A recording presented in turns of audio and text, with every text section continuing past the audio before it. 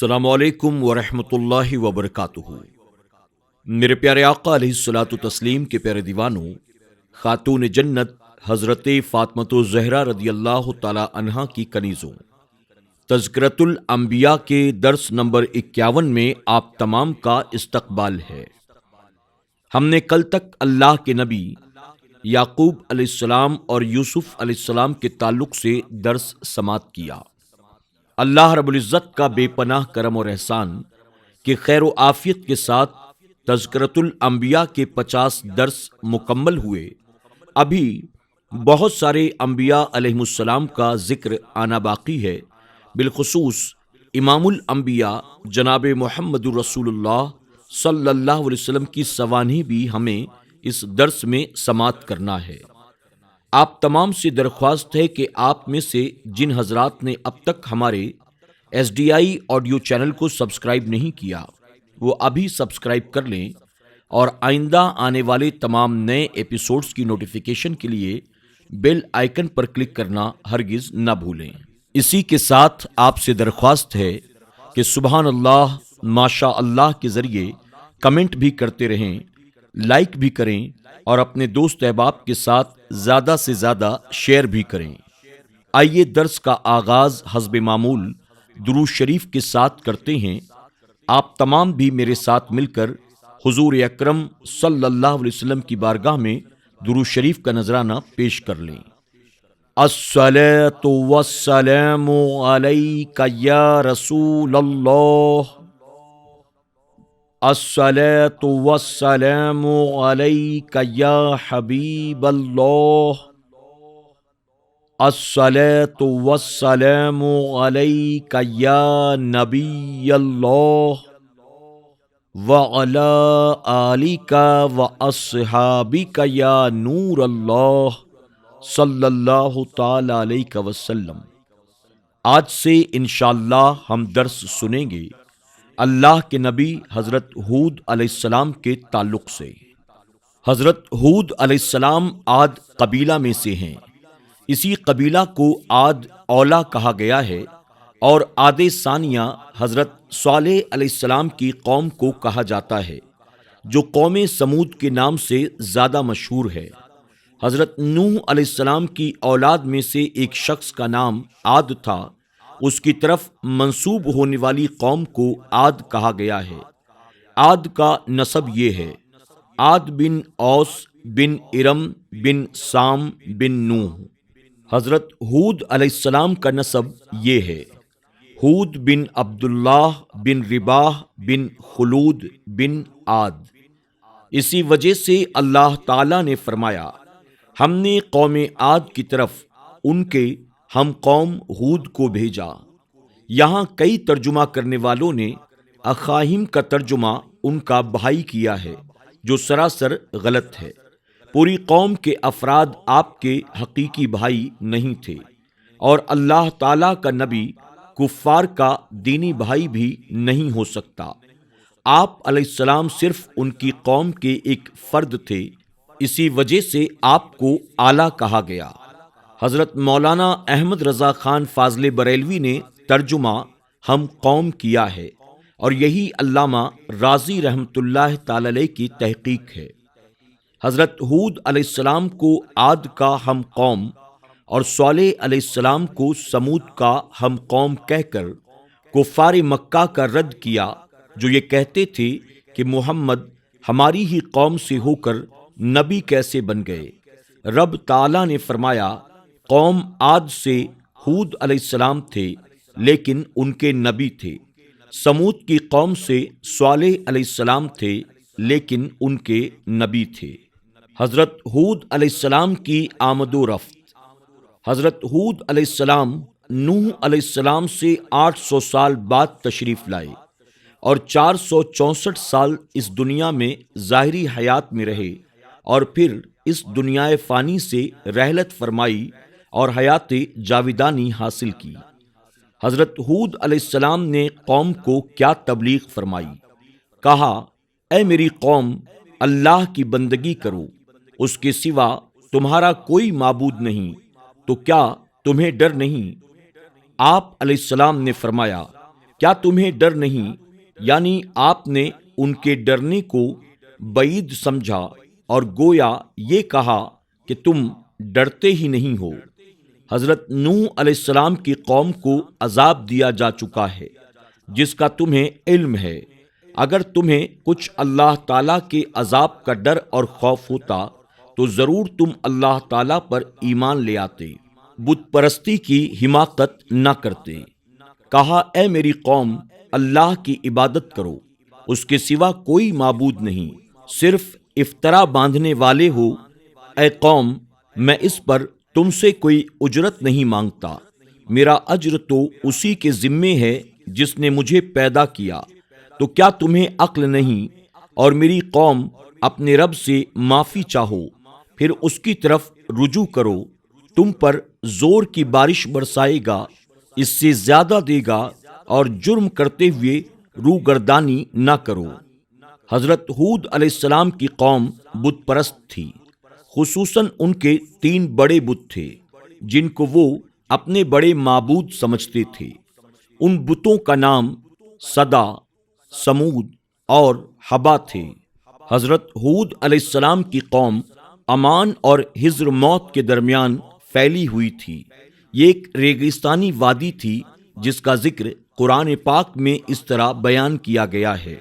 مفہوم: اور یاد کرو عاد کے ہم قوم کو جب اس نے ان کو سرزمین احقاف میں ڈرایا۔ ہود علیہ السلام نے جب ان کو اکثر شرک سے باز رہنے، بت پرستی کو چھوڑنے اور اللہ تعالیٰ کی وحدانیت پر ایمان لانے کی دعوت دی تو قوم نے آپ کی تکذیب کی، تو اللہ تعالیٰ نے ان سے 3 سال تک بارش کو روک لیا۔ قحط سالی پڑ گئی، ان کی عورتوں کو بھی 3 سال تک بانجھ کر دیا گیا، ان کے بچوں کی پیدائش معطل ہو گئی۔ ہود علیہ السلام نے 3 شخصوں کو اپنی قوم کے پاس بھیجا کہ تم انہیں سمجھاؤ۔ وہ 3 شخص یہ تھے: قیل بن عشر، نعیم بن حزال اور مدثر بن سعد۔ یہ در حقیقت آپ پر ایمان لائے ہوئے تھے لیکن اپنی قوم سے ایمان کو چھپایا ہوا تھا۔ ان تینوں کو بھیجنے کا مقصد یہی تھا کہ قوم انہیں اپنا سمجھ کر ان کی بات کو مانے گی اور سوچیں گے کہ یہ ہمارے اپنے ہی لوگ ہیں جو ہمیں نصیحت کر رہے ہیں، تو یقیناً اس میں بھلائی ہوگی۔ لیکن قوم سوچنے اور ماننے سے آری ہی رہی۔ آپ نے قوم کو ان تینوں کے ذریعے کہلایا کہ اللہ تعالیٰ پر ایمان لاؤ، رب تعالیٰ سے مغفرت طلب کرو اور اللہ تعالیٰ کی طرف خشوع اور خضوع سے رجوع کرو، تو اللہ تعالیٰ تمہیں زور سے بارش عطا کرے گا اور تمہیں کثیر مال عطا کرے گا اور تمہیں بیٹے عطا کرے گا اور تمہارے لیے بارش کی نہریں اور باغات بنائے گا اور تمہیں پہلے سے زیادہ طاقتور بنائے گا۔ اللہ تعالیٰ ایمان والوں کو دینی اور دنیاوی نعمتیں عطا فرماتا ہے۔ اگرچہ دنیاوی نعمتوں کی کوئی حیثیت نہیں، لیکن انسانی فطرت ہے کہ وہ دنیا میں رہنے اور دنیاوی نعمتوں کو دیکھنے کی وجہ سے ان کی طرف زیادہ رغبت کرتا ہے، اور چونکہ وہ لوگ کھیتی باڑی اور باغبانی کے کام کرتے تھے، اس لیے ان کے لیے اسی قسم کی نعمتوں کا ذکر کرنا ہی مناسب تھا۔ ہود علیہ السلام نے قوم کو ان الفاظ میں راہ راست پر لانے کی کوشش کی: اللہ سے ڈرو اور میرا حکم مانو، اور اس سے ڈرو جس نے تمہاری مدد کی ان چیزوں سے کہ تمہیں معلوم ہیں، تمہاری مدد کی چوپایوں اور بیٹوں اور باغوں اور چشموں سے۔ میں تمہیں اللہ کے راستے کی دعوت دیتا ہوں اور یہ کہتا ہوں بیہودہ کاموں کو چھوڑ دو، دنیا سے دل نہ لگاؤ، تم کو یہاں ہمیشہ زندہ نہیں رہنا، ایسے کام کرو جن سے تمہیں نفع ہو۔ قوم عاد کی طاقت اور ان کے کام۔ قوم عاد کو اپنی طاقت پر بڑا ناز تھا، وہ یہ کہتے تھے کہ ہم سے بڑھ کر کوئی طاقتور نہیں ہو سکتا۔ وہ جو عاد تھے انہوں نے زمین میں ناحق تکبر کیا اور بولے ہم سے زیادہ کس کا زور ہے، اور کیا انہوں نے نہ جانا کہ اللہ جس نے انہیں بنایا ان سے زیادہ قوی ہے، اور ہماری آیتوں کا انکار کرتے تھے۔ قوم عاد نے چھوٹے قد 60 ذرا یعنی 90 فٹ اور بڑے قد 100 ذرا 150 فٹ کے تھے۔ اسی وجہ سے اپنے جسموں اور طاقت کے گھمنڈ میں یہ کہتے تھے، ہم سے کوئی طاقتور نہیں۔ ہم پہاڑ سے بڑے بڑے پتھر چٹان اٹھا کر ایک جگہ سے دوسری جگہ لے جاتے ہیں، اگر عذاب ہمارے سامنے آ گیا ہم اسے اپنے ہاتھوں سے روک لیں گے۔ اللہ تعالیٰ نے فرمایا، تم اپنی طاقت پر ناز کرتے ہو، کبھی میری طاقت کا بھی تصور کرو، میری طاقت کے مقابل کسی کو کوئی مجال نہیں۔ لوگوں کے ساتھ تمسخر کے لیے بلند نشان بناتے، کیا ہر بلندی پر ایک نشان بناتے ہو راہگیروں سے ہنسنے کو؟ اس آیت کریمہ کی تفسیر میں مختلف اقوال ہیں۔ ایک یہ ہے کہ وہ بلندی پر بلند محل بناتے تاکہ گزرنے والے لوگ ان کی شان سے واقف ہوں۔ یہ کام چونکہ بے فائدہ تھا اس لیے تابیسون کہا گیا ہے، اور ہماری شریعت میں بھی بغیر غرض شرعی کے بلند تعمیرات کی مذمت بیان کی گئی ہے۔ حضور اکرم صلی اللہ علیہ وسلم نے اسے ناپسند فرمایا ہے۔ دوسرا قول یہ ہے کہ وہ بلند عمارتیں اس لیے تعمیر کرتے تھے تاکہ گزرنے والے ان سے رہنمائی حاصل کریں، حالانکہ ان کا یہ کام بھی بے مقصد اور بے فائدہ تھا، کیونکہ ستاروں، سورج وغیرہ سے رہنمائی حاصل کی جاتی تھی۔ بادل وغیرہ کا چھا جانا کبھی کبھی ہوتا ہے، اور خصوصاً عرب کے شہروں میں تو بہت ہی کم واقع ہوتا ہے۔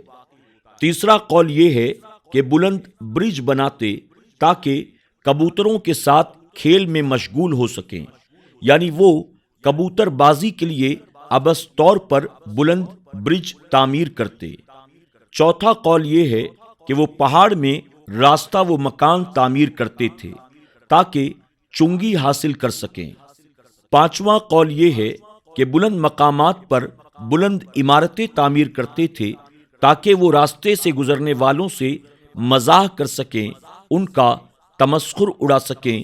اسی آخری قول کے مطابق اعلیٰ حضرت عظیم البرکت مولانا امام احمد رضا خان فاضل بریلوی نے ترجمہ کیا ہے، رہنے کے لیے مضبوط محل بناتے۔ حضرت ہود علیہ السلام نے قوم کو سمجھایا کہ تمہارے طور طریقے ایسے ہیں کہ تم یہ سمجھتے ہو تم کو ہمیشہ دنیا میں رہنا ہے، حالانکہ دنیا فانی ہے، اس میں ہمیشہ کے لیے دل نہ لگاؤ، اور مضبوط محل چنتے ہو اس امید پر کہ تم ہمیشہ رہو گے۔ ایک معنی اس کا یہ بھی ہے کہ تم زمین میں جمع کرنے کے لیے حوض بناتے ہو، یہ سارے کام اس خیال سے کرتے ہو کہ ہم ہمیشہ دنیا میں رہنے والے ہیں۔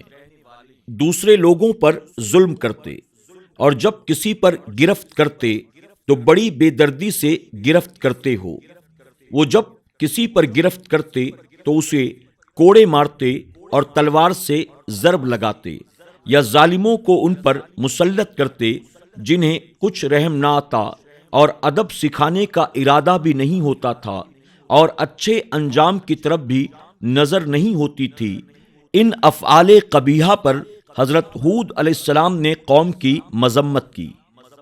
فائدہ: ادب سکھانے کے لیے، اچھے انجام کے لیے استاد کا شاگرد کو معمولی مارنا، سرزنش کرنا جائز ہے۔